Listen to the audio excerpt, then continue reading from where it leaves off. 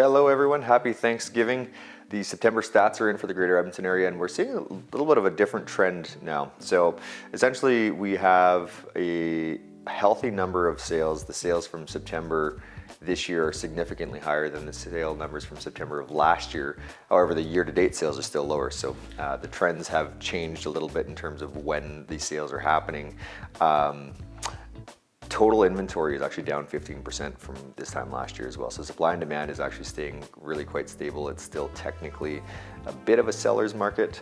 I would say it's really leaning on the balance side of things. So what we're noticing is a significant amount of Ontario, BC buyers have said it in the last few months.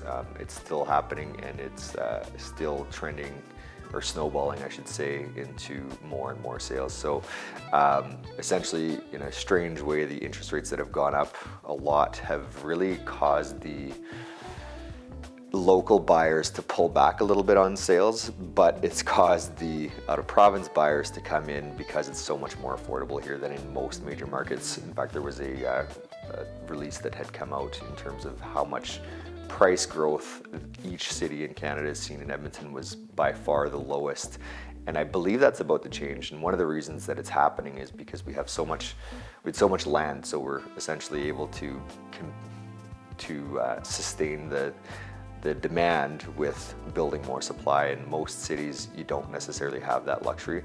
That's going to come to a stop, and I believe that we're in for essentially a few good years ahead of us, and because we're going to have to catch up to the rest of the country. And so overall things are going well. I suspect that they'll be a little bit boring over the next few months, and next year is going to be the real tell in terms of which direction that we go.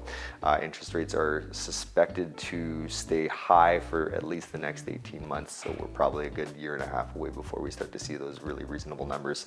So all in all, I think it's essentially just the new norm that we're going to get used to eventually, and things are still rolling along.